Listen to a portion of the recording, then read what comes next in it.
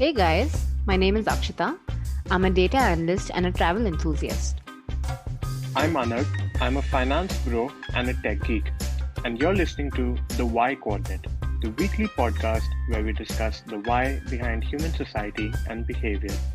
Lessons from pop culture and our own experiences to lead a more intentional, efficient, and happy life.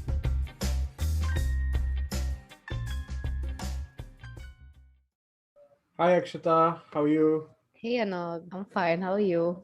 I'm fine. I feel like we need to come up with an opening for our podcast because Yeah, every it's always, episode hey, starts how with are you? I'm Akshita. fine. How are you? uh, Yeah, we should. uh, How's your week been? How's it been? Good. Now I've started finally enjoying the perks of being. So I'm in the city of Indore, which is like the capital city, I think, of the state of Madhya Pradesh. But obviously, it's not like a metropolitan city like New Delhi or Bombay in India. And I obviously I don't like the city at all because there's not enough cool places and cool things to do. But now that I've started Our venturing listeners out. from Indore will just be like, hey, no, I don't like this guy.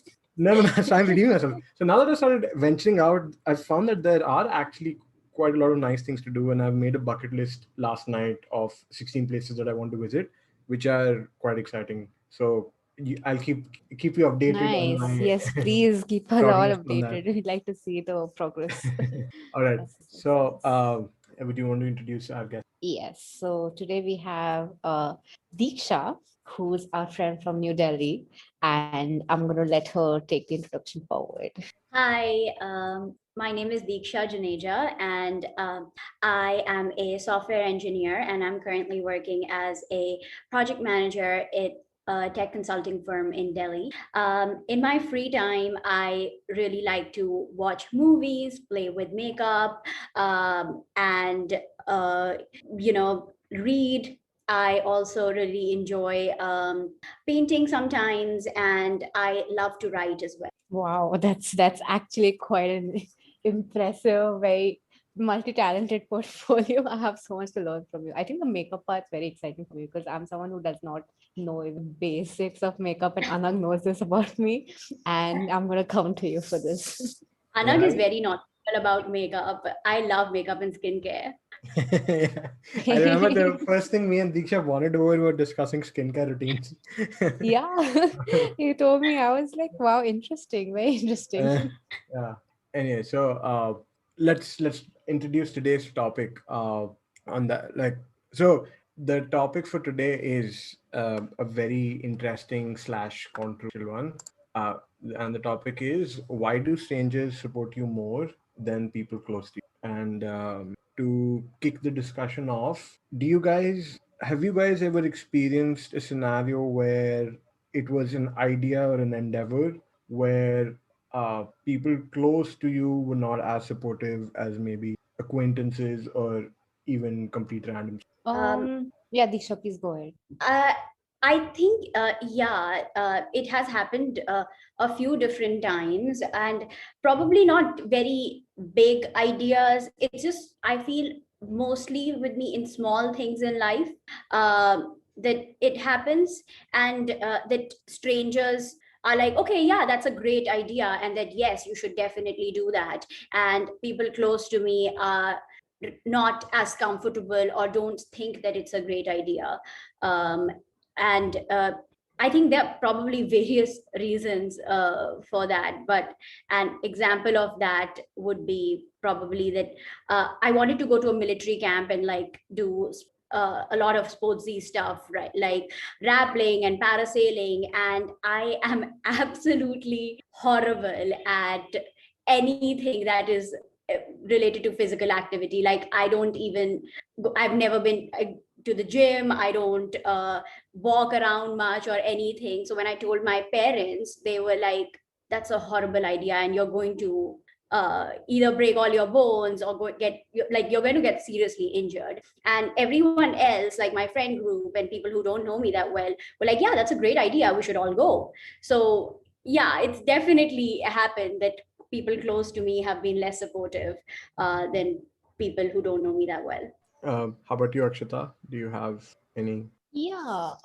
So in my case, I don't think there's been someone who's been unsupportive or negatively inclined towards anything, but it's just that there's no proactive support either. I think there's a difference between being negatively or unsupportive or something and not actually caring or not actually giving any thought into it. So, for example, I'll just tell you about a friend. A friend of mine started a venture of earrings. So basically, she used to make handmade earrings, and it's during the lockdown. And I mean, all of us buy earrings, right? We spend so much buying earrings from Mintra or Amazon or wherever. And this girl, she's a classmate. She was my classmate from engineering, and we all know her very well. We've been with her for the last 4 years. And as a friend, the least we could do was either to spread the knowledge of her new venture or support her by buying. And this is also a very self-aware thing because nobody did that, neither did I. And this it's I think when she told me about it, saying that, oh, nobody did that and even you didn't, that's when I got thinking that, okay, fine, why didn't. And I think that shows that when it's a friend, you tend to agree with them, you tend to give them support, saying, hey, that's great, but the actual support that they require in terms of what they want it to be. So in this example, it was spreading the news of it, or maybe just the basic thing of liking or sharing the page to your friends. That was something that we weren't able to do. So this is not something that happened to me. I think this is something that I so it's a different take, but yeah, now that the topic came up, I remember. Yeah, I think Akshita, I'm also in kind of like the same boat. I can't think of an example where I came up with an idea or an endeavor where people around me weren't supportive. In fact, sometimes I feel at least my immediate family and friends are very supportive, more supportive than they should be, even of my stupid ideas, like shaving off my entire head at the start of this year, which I'm still suffering from. But and I feel like I have been on the other side where, like, for example, my sister wanted to, after completing 5 years of studying law, she wanted to get switch careers into something in art and design. I wasn't very supportive of it because I thought, you wasting 5 years of your life doing something. But then I learned the concept of sunk cost. So then, but in general, yes, I feel that, and I personally have also not been very open and transparent about ideas because I, at some level, fear that they might be shut down. And it is important to get the support of people around me if they think that it is not a good idea, irrespective of what their competence or what their expertise in that field is. If they say, like, I always tell my mom, if you say that I shouldn't be doing something, irrespective of how much you know about that topic, it's going to have a significant impact on what I think about it going forward. Even though I actively will think that, no, mom doesn't know much about this specific area, but because she said it. So, I mean, people close to you have a lot of influence. Yeah, I think as you said, you when you it's not about validation. You don't seek validation, people, but you do need sometimes start feeling like, okay, fine, this is an idea, and at least I need someone to tell me that this works or not. And if you do not get that from the people around you who know you pretty well, you tend to start rethinking or second guessing your ideas itself. So I think that's something that even I. Is this something that you feel as well, Diksha, where some sort of approval or validation or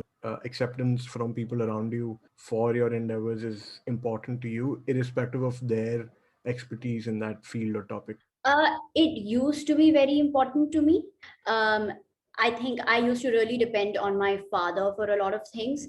And now I, like you, like I take a step back and I think about how much does he know about this topic versus the other people that I'm talking to. And then I think that evaluation comes into the picture. And also, I think when people close to us give us, say, a positive or a negative view. They know us well, but we also know them well, so we also know where they are coming from, even when they don't explicitly state that. We know their background, we know their limitations. We can in a way even see if they are projecting sometimes their own failures or their own limitations onto us. But for strangers, generally don't know that. So, asking a more philosophical question, when it comes to, I mean, I'm going to slightly even further reframe the question that we're talking about. But like when it comes to taking advice, how do you reconcile between someone who knows you well, like getting advice from someone who knows you well, versus someone who might know the subject matter better? Um, I think the way I see it is that uh, the person who knows the subject matter well and doesn't know me well probably holds about 60% importance, right? Because, say, I want to launch a startup in augmented reality. If somebody knows that well, knows that this product doesn't exist in the industry, but the technology behind this product also doesn't exist. So they can talk about the feasibility of it. But the people who do know me well, somewhere know whether I have the grit, determination, and motivation to actually see through that idea, right? And if I do have that, then or if I don't have that, then maybe that 60% is worthless, right? If I don't have it, then whether or not that idea is feasible or not, it just completely goes out of the picture.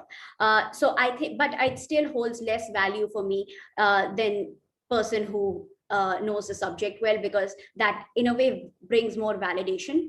Fair point. Akshita, True, true. what do you think about?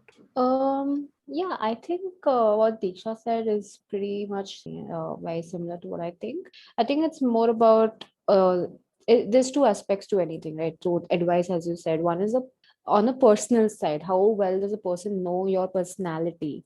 As what Diksha said, determination, great. Can you hold it forward? Do you have the emotional support and stability to go through a new idea or whatever it might be? As example, startup, as Diksha said, versus a professional or a more subject matter or a more technical advice. But for me, I think it's switched up. I would take the personal advice more. I mean, I would give that more weightage, because whatever the subject matter may be, maybe I have a completely wrong idea about uh, as Disha said, AR, augmented reality, and I have an idea, but it's very wrong. The entire implementation is wrong. The idea behind it itself is wrong. But I have family and friends who are telling me that, listen, you've done things before, you started from scratch and you've gotten there, and we know that you can do it. So even though that I don't know it, even though there's a person advising me saying that this is wrong, I know that someone is telling me that you have done this before. If you just put your head in the game, if you find out more about it, you might get there. So for me, it's the same thing, but it's just a little switched up. I would give more preference to someone who's knows me on a personal side and knows my personality versus technical advice. I think it makes sense. And as both of you were speaking, I was also trying to think about what, like, which one is it for me? And I realize it's a combination of both, because people you're trying to get advice from have partial information, and the best person to answer it would be someone who has complete information. So, one solution is you take the information from one person and give it to the other person. Now, talking to someone who's a subject matter expert and telling them about who you are as a person is more difficult than talking to someone who knows you uh, about who you are as a person and telling them a little bit about what the subject matter is. So, like last night or the night before that, I was having a discussion with my parents about what I want to do in the next couple of years. And I was talking about very, very like technical career paths, which they would not have too much sense of what it is like working for them. But I, having spoken to people in these different career paths over the past 3 4 years, was able to explain it to them. And then once they understood that, they were able to give advice, which I feel is probably the best way to go about it. But, anyways, sorry for derailing the discussion a little bit, going back to our original topic. So, why do you think, what are the possible reasons why, like, someone close to you, whether it is Diksha, your dad in the case of the military example, or Akshita, you in the case of your friend's earring business, or me in the case of my sister's decision to switch from law to design, were we not supportive? Um, I think so. I really don't know what the case is. I think just the entire. So, sometimes when the people close to you, you tend to take it for granted. You're just like, yes, yes, they've done something. Versus when a stranger sees a random other stranger or an acquaintance or someone that you're not so close to sees something that you've started, they might be more interested because it's something new for them. Versus a close friend who has heard about the idea before or knows that this has been uh, in someone's mind and they've seen the thought process play out, they might not give it as much importance. So when there's a launch of any startup or there's a launch of any small business, like my friend's earring thing, we knew about that she was planning to do it and we knew that it's going to happen, so we didn't really we didn't really care much about the day it's actually starting or when she's actually started to roll out sales. But then versus when someone else saw it, they were like, hey, wow, you started something new. How what is it? What's it about? And you ask questions. So according to me, I think one example is that you just start taking it for, I don't know if the word taking it for granted is the correct one in this situation, but that might be one example. One other thing, which is not in my case, but I have seen it very, very closely, is this especially happens when you're in a very similar path and when you're the same age group. It's a slight hint of jealousy that you started something and you wanted to start something but you couldn't, but you see someone else did it, and then you it's I think it's human nature. You do feel sometimes that, okay, fine, why should I support it? It was my idea and I also thought of it. I could have also done it. And I've seen this happen so many times. I'm sure even I've felt it so many times in the past before. And I have seen this happen within my friend circle as well. So I think these two reasons are what come to my mind. What about you, Deeksha? I think there are two aspects of it. Like, one is like why strangers find it easy to support us is because it's the path of least resistance, right? If you meet someone and they tell you their idea, instead of giving a very lengthy explanation on why it wouldn't work, you can just say, yeah, that's great, all the best, right? And then that, in a way, like if you feel that you might cross paths again, then it kind of also brings potential future support from them on your ideas. So like you are building relationship and you're not causing any discord with the other person, and you're giving your support when you can, like, in a way, see that that person is looking for some support. And I think for the other side, for the people we know, I would categorize those people into two groups as well. One, as you mentioned, like people who are a little jealous of us, who have had their own limitations, um, people who see that, oh, you are getting ahead in life and they are still back where they were, or are not able to get ahead the way they would have wished, so they just want to discourage you and they don't want to spend time encouraging you or see you get ahead. And I mean, I faced that, like when I was trying to lose a lot of weight, I had a lot of backlash that, oh, you've lost enough, why are you trying to do more, why are you trying to do more? Nobody considered that, okay, maybe I have some medical issues, which I do, for which I do need to lose that weight, right? That it's not just like the physical appearance of it that matters. So I think there is that element probably of jealousy or of seeing the other person have more. And the second side is that some people just care very immensely about us, and they see our limitations. They don't want us to basically injure ourselves or hurt ourselves. And maybe they somewhere also feel that if we do hurt ourselves, then it will be them who will be picking up the pieces. So they see almost like the opportunity cost of it, that, oh, if Diksha starts a startup and my dad invests, say, $250,000 in it, then he has just lost that $250,000. Or, and like subsequently he's picking me up emotionally as well, because I'm now heartbroken. So I think they see the opportunity cost of it as well and know us well enough. So yeah. Yeah, and I think, and a point you mentioned earlier, Diksha, was about projecting your own self on the other person. So, like, when I think about me not being very supportive of my sister's decision to switch career paths, I mean, it wasn't obviously out of envy or jealousy, because I would want her to be very successful and very happy in whatever she does.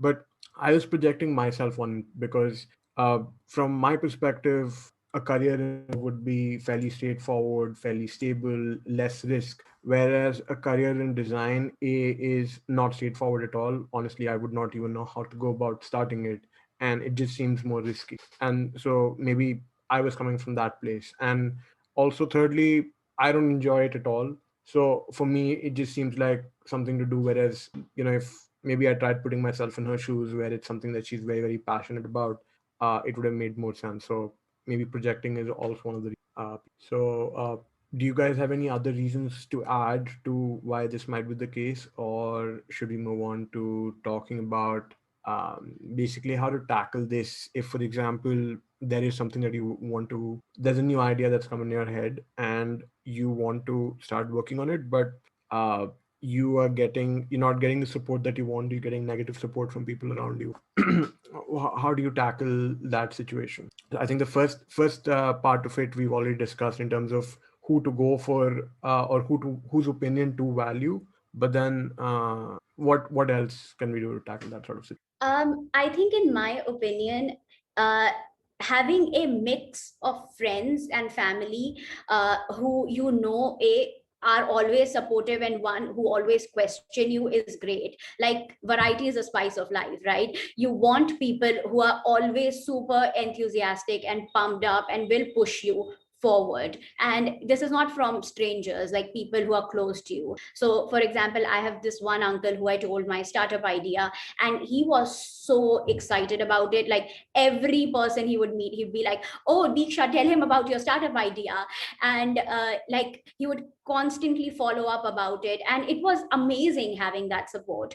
But on the flip side, I also had people who were looking constantly at the industry with me, and on how things were going in the industry, on what was the feasibility, if the technology was becoming available. So I think having that balance is very important. That it's not like you've climbed at the top of the hill, or like you're just like your head is on cloud nine and you're like, okay, great, I can achieve everything. Or you're like completely below the earth and you're like, okay, I can't do anything in life. So like, having that balance of people in your life is probably very helpful.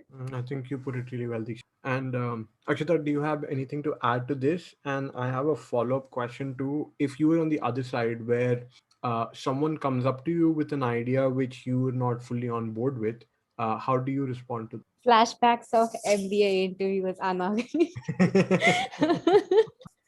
that? No. So, all right. So, if I'll answer the second question first, if someone comes to me with an idea which I'm not fully on, I think what generally we do is we dismiss it directly without any reason, without logic, without giving the explanation that they deserve. Why have we dismissed it so easily? So, I think the simplest way is to just explain what was the thought process behind you to say no. Why did you why were you not supportive, or why do you think you're not on board with this plan? At least that will give them the other perspective of what people might not like about it. So in a way, that can also be an advantage for them. So they might see the cons of this their idea, and it's not a direct so I think that's the simplest thing you can do. Is if you're not on board with it, obviously showcase that, but also give reason to it. Don't go along with it simply for the sake of it, just saying that, hey, that's great, without putting any thought into it. If you're putting thought into it, make sure you convey it to them. I think that's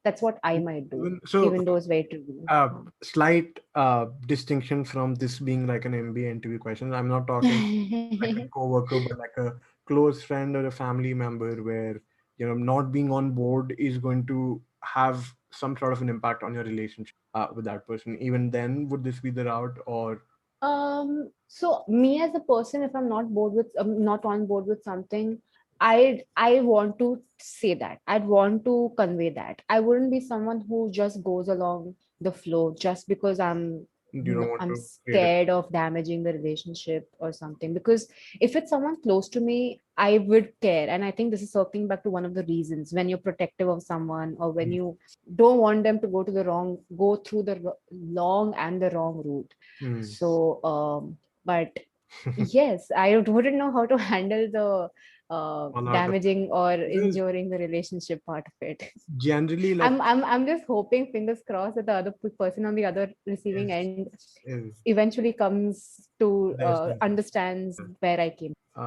No, because generally I'm the kind of person. So if, like, for example, I have an argument or a debate with someone about something where it's getting very heated to the extent that it is going to have an impact on my relationship with that person, I will just step back off. Like, no argument is more valuable than that relationship or friendship for me. But in this, and there's no material impact because it's just an argument.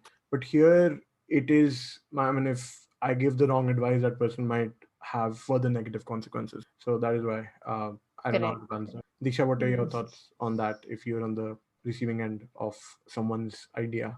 Uh, I think for me, it really depends. Like, if it's a stranger, then I generally am on board because I don't spend as much time thinking about the negative consequences, and I'm pretty encouraging. But as Akshita said, like, uh, for people who are close to me, I do think about it a lot. And if I have to give negative views, I'm very, very blunt about it. I think I can definitely go about a better way of conveying my displeasure, because I don't think I take out that much time to explain why I disagree with them, which is pretty detrimental to the relationship. But I mean, this discussion has definitely brought that into perspective, and that why it's important to spend that time giving negative reviews as well. And I guess the packaging also matters. Like, instead of being very blunt about it, like, this is the worst idea I've heard in my life, you could probably say that, you know maybe think about this, or maybe it might work or not. So yeah, I think, yeah, that makes Yeah, there's something called as the SBI model of feedback. I don't know if any of y'all have no. heard of it. I don't even know if it's a legit thing, because as a leadership coach for Habitat for Humanity, I have to teach or give these kind of sessions to a lot of kids, freshers, or young professionals. So I talk about this model called as the SBI model, which is basically talk about the situation, behavior, and impact. So when you said packaging of how you give the feedback, that's the first thing that came into my mind, because that's the exact word I use for giving feedback to someone. So in a way that this also fits into this particular topic. Yeah. Wow, that I mean, that last statement of yours, I did not know half those things. What SBI model is, the fact that you're a leadership coach for Habitat for Humanity, you're full of surprises, Akshita. And Yeah. yeah, but I agree with everything. Yeah, I think I mean, packaging the feedback nicely is important, because you walk them through the entire thought process rather than just the conclusion. Because there might be things like in your SBI example, they probably were not thinking about the situation as much, or the behavior, and just looking at the impact, and they had a more uh, optimistic or utopian view of what they were looking at. So yeah. Also, when you talk about, like, when you actually give the feedback properly, there might be aspects that you yourself would have not understood that well. And then there's this easy way of communication both ways. So it makes it much easier to give and to take advice in both ways. Oh, that is also very, very true, Akshita. In fact, in the past 3-4 years, whenever I've needed advice from people, I tell them, I'm looking to do this. What are your thoughts on it? And they'd be like, No, don't do it," or they'll give like a lukewarm response. And then I'll give them more details, and I'll give them my thinking, and then they'll always be like, "Okay, fine. What you're saying is, yeah, we're on board." So you're also right, because if you are looking for advice on a topic, you've probably spent more hours thinking about it and looked at it from multiple points of view. Whereas if you've just sprung it up on them, like if I ask you for advice about something right now in this conversation, you wouldn't have gotten that much time to think about it from all those perspectives. So whatever perspective comes to your mind first, you'll think about it from that perspective and then give advice based on that. I True, think that's true. very interesting because then you can also see who is actually interested in giving you advice. Like if somebody is just like, oh, yes or no, uh, versus somebody who's like, okay, but what is this about or what is that about? Somebody who's actually having follow up questions and is trying to understand it is probably going to give you better advice than somebody who just says yes or no. Yeah, so I think it's very important, as I think what Diksha said, to understand who are the right people to take advice from, who are actually interested in your well-being or your in supporting your ventures, and not just anyone who might just give a yes or no answer without thought. Yeah, that is very true. Like, so for my startup's launch, a soft launch last week, I sent out like the landing website to a lot of people, both of you included, and I received varying detailed, like the responses that I received were in varying amount of details. Some people wrote like 3, 4 page essays. Some people wrote a few lines. So some people went ahead and took screenshots and then annotated them and then sent them back. So yeah. Now, I'm not sure if like the level of detail that they responded back was also the is directly proportional to the amount of time they spent. But that was very interesting for me to see because some people that I would have barely had any conversation with at all sent out those 3, 4 page essays, and other people who I'm very close to did not write as much. So. Uh, yeah, that's just an observation. I don't know, like it's not enough information to draw conclusions from it, but that was, yeah, in line with what you said. Interesting. I feel like I was one of the people who gave like one-liner responses, but I gave my justification for that. Okay, I gave my justification for that. So yeah, No, but you gave me actionable. That one point was actionable feedback. It wasn't hopefully. like, oh, it's nice, thumbs up, best of luck, that's it. It wasn't that. So it was still valued. Cool. Yay, thanks. Cool. So, Anand, would you like to summarize some of what pointers you discussed? Yeah. So we started by talking about our experiences with when we've reached out to people for some advice or an idea.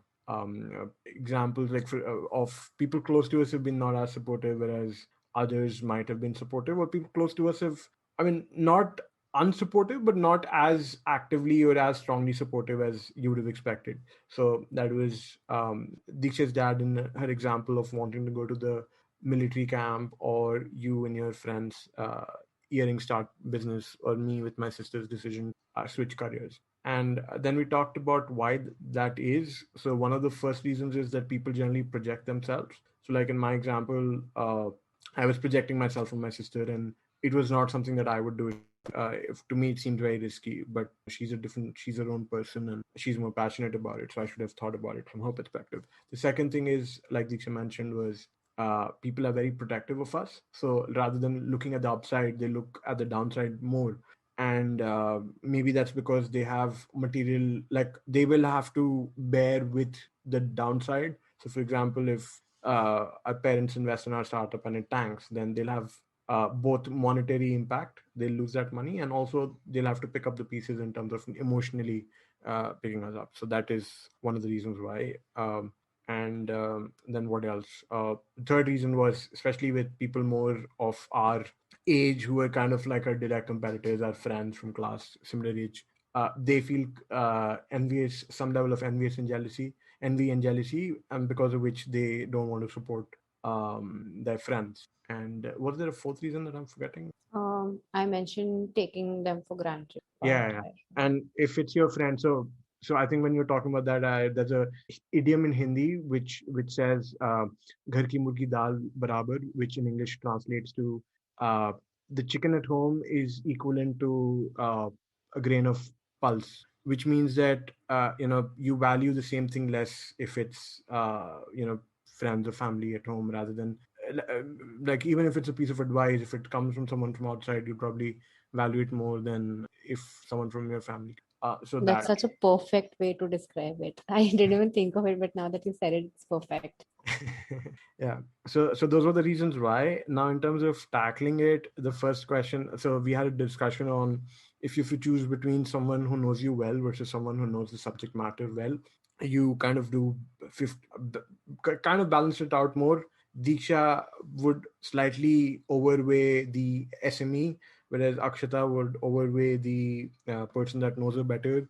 I would go to the SME first, get that information, and tell the person who knows me better, and then ask them for advice. But basically, you have to go to both. You can't, just rely completely on one person's advice. And then there's this discussion on whose advice to take more to heart or value more. If someone is putting in more effort to give you advice, then probably that person is more invested. So accept their advice more. And then also, if you are on the receiving end of an idea and you have to give feedback, then make sure to don't be supportive of it, even if you disagree with it, just because you don't want to jeopardize the relationship. You should tell them that you disagree with it and walk them through your entire thought process using the SBI model. Is that right? Yeah. Situation, I'm so glad situation, I taught someone today. situation, behavior, and impact, and also package it nicely. So instead of just bluntly saying this is the worst, absolute worst idea in the world, maybe try to sugarcoat it a little bit. And yeah, I think that wraps up everything else. Do you guys have? No, that was Okay. good, Anna. All right. So then let's move on to the next segment of the podcast, which is the funny or insightful incident of the week. Would either of you ladies like to go first? Okay, I don't have a funny or insightful event, but I do have a quote which I just recently saw or read, and I think it's very common. Everyone would have seen it somewhere on their Instagram or some LinkedIn quote. But for some reason, it actually so quotes generally you read them and then you just walk over them because you Mhm. don't really feel it. But this one I actually felt. So it goes. A person who is always living in the past is going to be depressed. A person who's always living Mm. in the future is always going to be anxious. And only a person who's living in the present can truly be free and happy. And that is so true. I mean, that's basically my entire existence. Whenever I'm looking forward to something in the future or planning for the future or anything, whether it is studies, academics, friends, trips, anything. I'm always waiting. I'm always anxious for something to happen. If Mm. I'm think, Stress, like you call it. yes, that's the way Anagh uses. If I'm thinking about something from the past, or just like regretting something from the past, or obsessing over something that happened in the past, or anything, I'm always oh, why does this happen, or why did I see this, or etc. etc. I mean, it can vary from small things to big Mm. things, and Mm. it's so Mm. true. Mm. And I don't think I'm the kind of person Mm. who can live in the present, because that requires you to give up so much.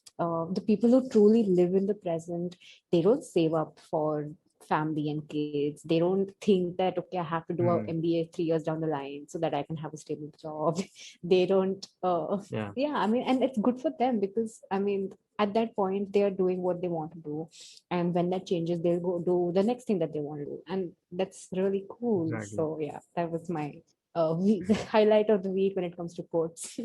No, we I think that was very insightful. Thanks for sharing. And I agree with you on that. Like, for example, we spend most of our lives working on the big picture, big brush strokes of our lives. So again, I think I mentioned this on our second episode also. Your education, your career, your maybe even your travels that you post on social media. But you don't live in those big brush strokes. You live in like a 24-hour day. You live every hour, you live every second. So if you're always planning for those big picture strokes, you will never get to enjoy the second, the minute, the hour that you're living. And I'm trying to imbibe that. I've had that as my so there's a quote which says, "Your life is a picture, but you live in a pixel." I have that as my phone wallpaper, Hey, and I that's try a to remind nice myself one. That's that very every single. complimentary to this one, actually. I feel. Yes, yes, yes. That's what I try to remind myself, but it's obviously easier said than done. Okay. Disha, what is your funny or insightful of week/month? Uh, week/month. I think I would have more in the month. I don't think I have funny, but I had a great February. Some of my friends were visiting. You visited. Yes. Yes. It was great meeting you. And basically, I had a great time in February, just partying a lot. So that was great. No particular incident stands out other than my birthday, but hey, that's the event of the year for me. Me too, Diksha. But yeah, your birthday was very nice. Very. It was also the first time I met you and a few other people and got an opportunity to interact with all of you, get to know you people better. Yeah, I think it was, and it also made me realize the importance of meeting in person. Like for the past year, slightly over a year, we've my social life, like I've been talking about, literally every single episode has been just virtually meeting people on Zoom, and at a point I was convinced that there's no difference between Zoom and meeting in person, but that is truly not the case. There's so much difference, there's so much nuance when you meet people in person, and even if it's just small gestures or shaking hands, or I don't know, I feel like you just feel more connected than you could ever with as many hours of Zoom calls. So yeah. Anag, do you I feel that someone that you really liked talking to virtually, and then when you meet them, it's you don't like them, or the other way, someone who you really don't like talking to, or like you've not enjoyed their company while talking to them virtually, and then you meet them, and it's a completely different person altogether. Do you think that's something that has happened to you, or that's something that's possible? Because that's what this entire work from home and the online study module of it, the online networking module, I think these are the feedbacks that I'm getting, that you never understand someone completely until like you have both these aspects. I disagree with that, Akshita. Like, if I have to, like, for example, you, even our friendship relationship has been entirely virtual. We've never met, I but know, yeah. it's not like if I'm going to meet you and like in an hour I'm trying to decide, no, I hate this woman, I don't want to do more episodes with her at all. Uh, Please don't or do that. or if I've talked with people right now and from a networking standpoint, and I found them to be douchey or arrogant, if I meet them, that's going to change. But it's just the strength of the connection is weaker. Like I feel like if even though we've been talking more frequently because of the podcast, and in general we've been interacting on a very regular basis, um, I feel over Zoom, I feel like if we were doing that in person, it would have been an additional layer. Even when we eventually meet, that is going to be uh, making a difference. At least that's what I feel at this moment. But Good. So now I have to bully you to come to Bangalore. yes, I have to come get my medical test. Bullying is the word I'm going to use. Okay, Anag, you will have to come now. But what is the point of my coming to Bangalore right now, Akshita? You're not in Bangalore. I'll have to come to Oh, Goa no, now. no, no. We have decided. Goa to you come only. I'm telling you, take all the. You come to Diksha. I think you should go to Delhi, get all the Delhi people, and come to Goa. I think that's gonna be a fun thing. I think I came for that. uh, Anaxi, now it's all on you. all right. And Pressure. Akshita, you have never been to Delhi, so you both of you I've should see I've Delhi. told Anna, like when he comes to Bangalore, like finish all the work. I'm gonna show him around the city around, and then I'm gonna go back with him to Delhi, and then we're gonna meet like the Delhi people. So yeah, uh, that's the plan. I think that's a solid plan. Okay. Yes. All right. I think that is it for today's episode. Thank you so much, Diksha, for joining us. It was it was an amazing conversation, and there were multiple moments during this conversation where I was like, "Oh wow, this makes a lot of sense." And like if this was probably a Japanese TV show, there'd be a light bulb emoji on top of my head. So thank you for that. I really enjoyed the conversation today, and like always, thank you, Akshita, for joining in, making it much fun. And then thank you to the 6.73 people that are listening to our episode today. I Uh, like how you track it. um, it's because of you guys that we continue to churn out new episodes, and we'll catch you guys in the next one.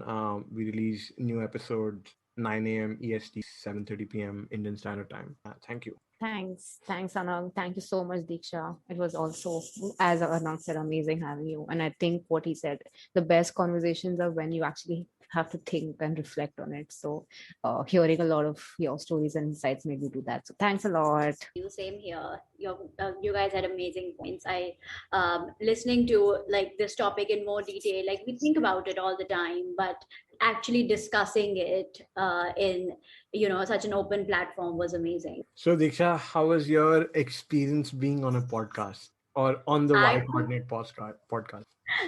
I was very nervous, but you guys are amazing. I think it's like the same thing. Like when the first time you texted, right, that we should talk, my first thought was, oh my God, this guy is so smart. Why does he want to talk to me? Like, why would he You know want? what? You know Where is what, this Diksha? coming from?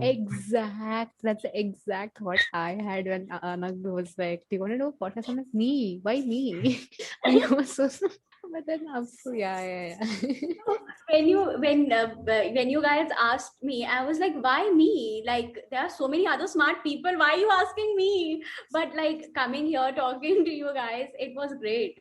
Diksha, I disagree with your statement. I don't think that other people are smart. But I think, like from my and Akshita's perspective, you are one of the smart people. That is why we reached out to you. Yeah.